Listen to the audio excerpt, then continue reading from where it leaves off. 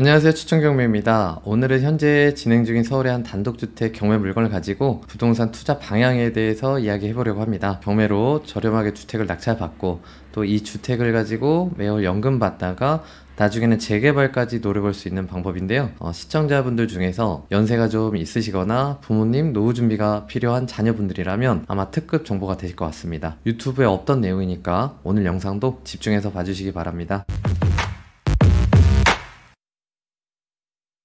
이번 내용은 좀 어려울 것 같아서 먼저 결론부터 말씀드릴게요. 첫 번째로 아까 말씀드린 것처럼 입지가 무조건 좋아야 되고 가급적이면 서울이 좋습니다. 두 번째로 낙찰을 잘 받아야 돼요. 입지 좋은 곳에 저렴하게 단독주택 낙찰받는 게 굉장히 어렵거든요. 이 두 가지가 선행되면 그 다음에 필요에 따라서 주택연금을 신청해서 매월 연금을 받으실 수 있어요. 예전에 진행했던 사례를 먼저 보여드려 볼게요. 동작구 상도동에 있던 단독주택이 경매로 나와서 토지 면적이 159제곱미터 48평 정도였는데 감정가가 약 6억이 조금 안 되게 나와서 여러 번 유찰되고 그리고 변경 또 낙찰됐다가 대금 미납도 하고 잔금을 못 내고 다시 경매로 나왔었어요. 그래서 최저가는 3억 8천 정도였는데 오랫동안 알고 있던 10년 넘었던 회원님 추천해서 이 물건 괜찮으니까 한번 보세요 했는데 4억 3천 조금 안 되게 써서 낙찰을 받으셨죠. 서울에 있는 단독주택을 72%대로 낙찰받는 게 쉽지 않거든요. 낙찰이 저렴하게 됐던 이유는 여기 이 단독주택인데 오래됐죠. 딱 봐도 도로 폭이 굉장히 좁았습니다. 우리나라는 건축법으로 4m 이상 도로에 2m 이상 접하고 있어야 되는데 그렇지 않으면 건물을 신축할 수가 없습니다. 그래서 사람들이 쉽게 들어가지 못했고 건물도 50년도 넘은 건물이라서 여기 보시는 것처럼 샤시에는 임차인이 이렇게 비닐로 덮어서 겨울철에 춥고 우풍이 심하니까 이렇게 덮어서 사용을 하고 있었어요. 누수도 심했고 수리가 많이 필요한 그런 단독주택이었습니다. 그런데 이 물건에 입찰했던 이유는 입지가 좋아서요. 역에서 거리가 있긴 하지만 초등학교가 바로 옆에 있고 이 주변은 노후주택들이 많아서 노후도가 굉장히 높았거든요. 그래서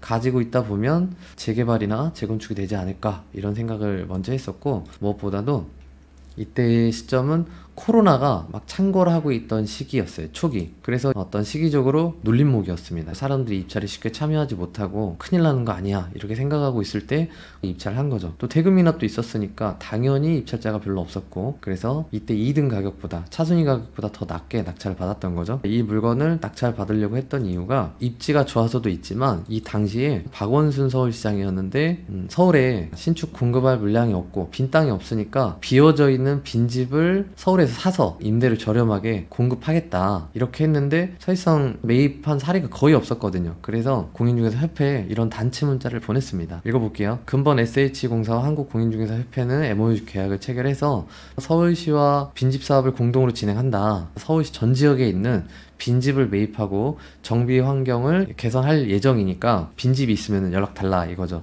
빈집을 어떻게 사냐면 감정평가사 두 곳에 맞춰서 그 중간값으로 사요. 그러니까 감정가가 일반적으로는 일반 매매가보다는 좀 낮거든요. 그런데 경매는 감정가가 이미 있고 감정가보다 많이 낮게 사면 바로 빈집 사업에 매각을 할 수도 있는 거죠. 그래서 이 아이디어를 떠올려 가지고 저 물건을 낙찰 받아서 진행을 해봤고요. 빈집 사업을 해보고 안 되면 개보수를 해서 주택연금을 생각을 하고 있었습니다. 그런데 이 계획은 예상대로 진행이 안 됐어요. 왜 그러냐면 불과 몇 개월 지나지 않아서 상도 신통기획으로 지정이 됐어요. 서울시에서 신속통합기획으로 지정을 하니까 그때부터 가격이 계속 올라서 빈집 사업으로 매각할 이유가 없어져 버렸습니다. 그래서 이 일대에 나와 있는 가격들이 대부분 올랐고 경매로 낙찰받은 물건에 토지 면적이 48평 정도인데 주변에 나와 있는 작은 토지 면적이 39평짜리가 지금 최근 가격은 12억.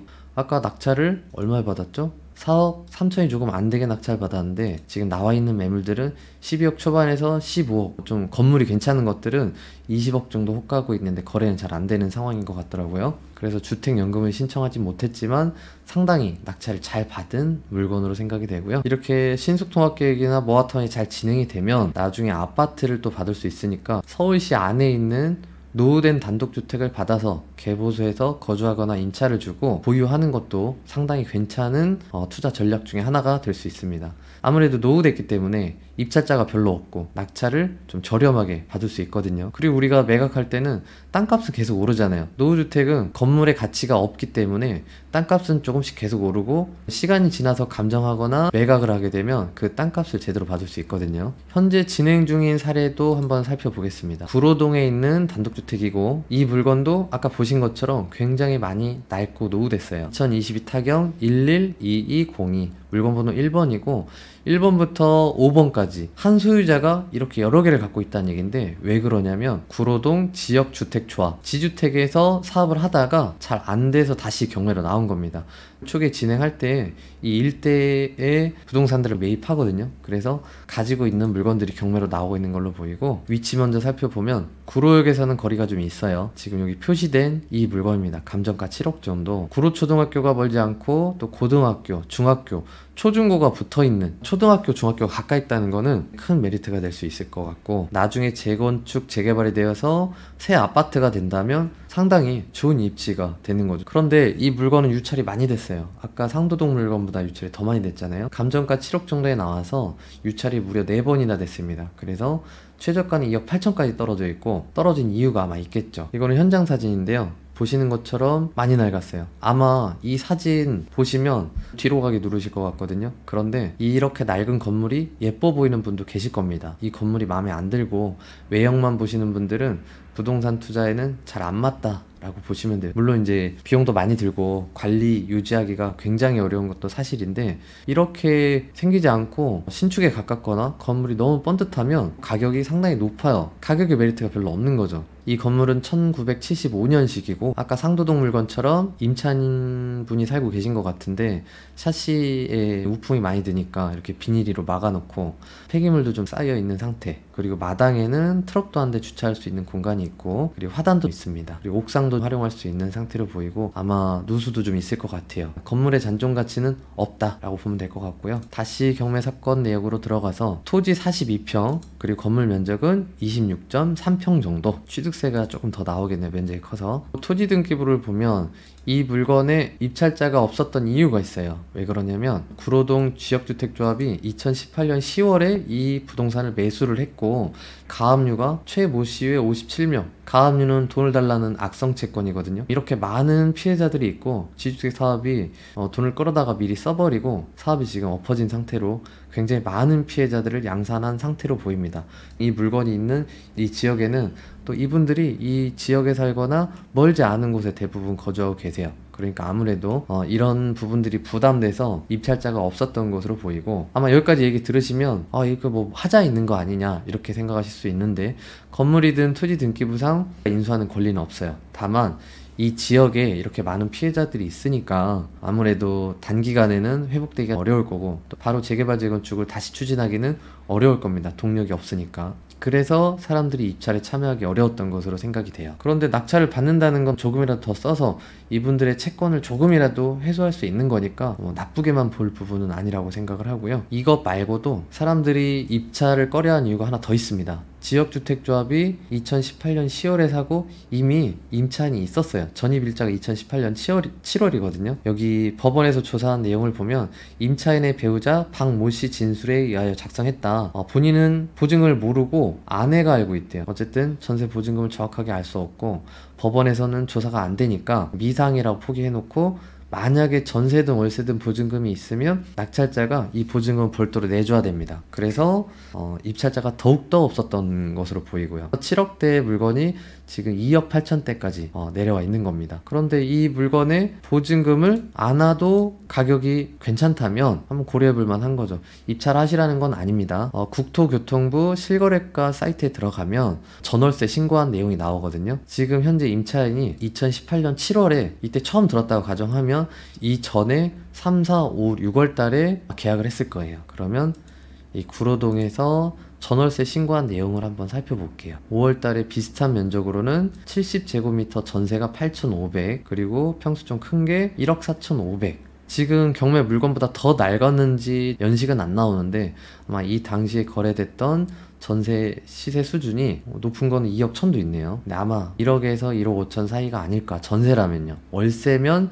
그거보다 낫겠죠. 이 보증금 알 수 없으니까 은혜 대출 받기도 어렵습니다. 그래서 아마 이번에도 입찰자가 많이 없을 것 같은데, 보증금을 2억이라고 가정하면 낙찰가가 최저가로 받았다고 하면 4억 8천이 되는 거고요. 1억이라고 생각하면 3억 8천이 되는 거예요. 그러니까 입찰을 하려면 저 보증금을 정확하게 알고 하거나, 그게 아니라면 주의를 할 필요가 있습니다. 사실 제가 이 보증금을 좀 정확하게 알아보려고 노력을 했는데 통화가 안 돼서 알아볼 수가 없었습니다. 만약에 입찰하신 분이 계시다면 이 보증금 정도는 정확하게 알고 들어가시는 게 좋을 것 같아요. 감정가가 7억이 적당한지 한번 살펴볼까요? AI 추정가를 한번 살펴볼게요. 추정가를 절대 믿으시면 안 되는데 참고 정도로 활용할 수 있거든요. 6억 2천에서 8억 3천, 이 중간값은 한 7억 초반 정도니까 지금 현재 감정가, 경매 물건의 감정가하고 비슷하죠. AI 추정가는 여기도 지금 7억 2천 정도로 잡혀 있습니다. 또 리치구에서도 보니까 7억 1천 정도로, 지금 세 곳에 AI 추정가가 대체로 비슷해요. 아마 제 생각인데, 여기는 지역주택조합이 사업이 실패해서 지금 많은 문제를 안고 있는 지역이고,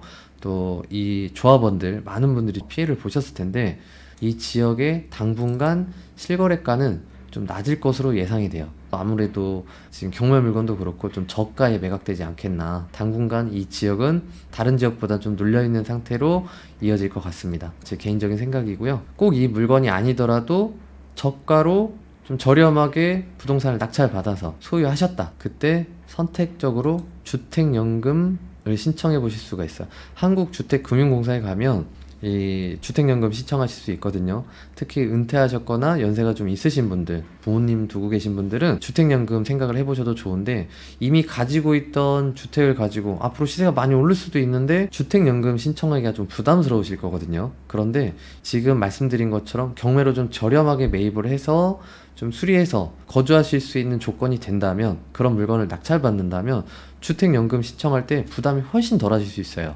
주택연금을 받기 시작하면 돌아가실 때까지 계속 국가에서 지급을 하니까 아무래도 상당히 안정적으로 생활하실 수가 있습니다. 보통 70대부터 신청하는 경우가 많거든요. 그래서 지급 예상 금액을 보면, 만약에 구로동에 있던 이 경매 물건을 낙찰받아서 주택연금을 신청했다. 그러면 저 물건의 감정은 7억 전후로 나올 확률이 굉장히 높거든요. 이미 감정가가 7억이고 이 감정한 시점이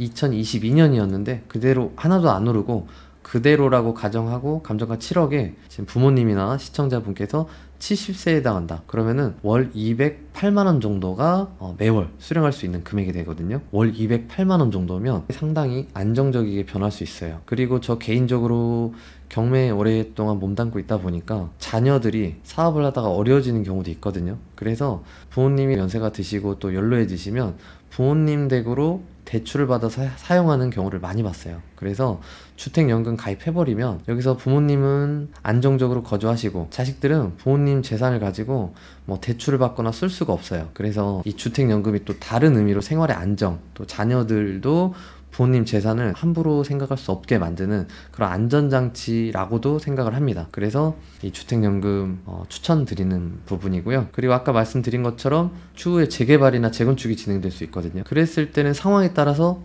부모님께서 매각하는 방법도 생각할 수 있고, 또 시세가 많이 오르면 그때 가서 그동안 받았던 연금 다시 이자 포함해가지고 상환해버리고 매각을 하거나 거처로 옮기는 것도 방법이 될 수가 있죠. 나중에는 새 아파트 받을 수도 있는 거고요. 오늘 영상을 한번 정리해 보겠습니다. 첫 번째는 아까 말씀드렸던 것처럼 입지가 가장 중요합니다. 입지가 서울에서도 너무 외곽이거나 어떤 재개발 재건축 가능성이 현저히 떨어진다면 추천드리기가 어려워요. 향후에 재개발 재건축이 있었을 때 시세가 분출되기 때문에 입지가 좀 확실히 좋은 물건을 보셔야 되고, 두 번째로는 감정가가 잘 나오는 물건을, 대지가 넓어야 될 겁니다. 감정가가 잘 나오는 물건을 저렴하게 낙찰받는다. 이게 사실 굉장히 어려운 포인트거든요. 입지 좋고 건물 좋으면 이거는 누가 봐도 다 알죠. 노후된 단독주택이면서 다른 사람들이 입찰을 쉽게 할 수 없는 포인트를 가지고 있어야 돼요. 그런 물건들은 낙찰이 상당히 저렴하게 되거든요. 사진에서 본 구로동이나 상도동에 있던 그런 단독주택들 사진만 보고 바로 뒤로 넘어가시는 분들이 거의 태반이거든요. 그래서 입찰 경쟁이 확실히 적어지니까 그런 유형의 물건들을 골라서 낙찰받으면 괜찮겠다라는 게 오늘 영상의 주요 쟁점이고, 다만 권리상의 큰 하자는 없어야 됩니다. 예시의 구로동 단독주택 같은 경우는 대항력 있는 임차인이 있었고 그 임차인의 보증금을 우리가 정확하게 알 수가 없었잖아요. 추정컨대 1억에서 2억 사이에 어디엔가 있을 걸로 예상이 되지만 정확하게 아는 게 아니거든요. 그런 물건들의 보증금을 우리가 조사할 수 있거나 물어주더라도 확실히 가격적인 메리트가 있다면 괜찮은 물건이 될 수 있는 겁니다. 물건에 큰 하자가 없어야 되는데 그렇게 노후된 단독주택들은 정말 수리할 곳들이 많거든요. 수리를 해도 우풍도 심하고 사는데 불편한 건 사실이에요. 연세가 있으신데도 불구하고 그런 단독주택을 선호하고 사는데 크게 불편함이 없다라고 생각하시는 분들한테만 추천을 드릴 수가 있고, 주택연금을 신청하시면 월 200 정도의 연금을 받으실 수 있다. 돌아가실 때까지 안정적인 생활을 영위할 수 있다. 이게 굉장히 중요한 문제거든요. 자녀들이 기둥 뽑아간다고 하잖아요. 그래서 제가 경매를 하면서